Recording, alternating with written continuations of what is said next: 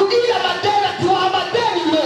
Yesu araje nta madeni harangwa kwa amafaranga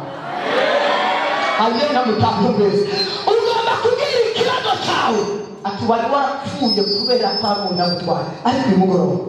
hari umugabo agiye kuza ndakwifurije amavuta yo kuzura ibyari byarapfuye mu izina rya Yesu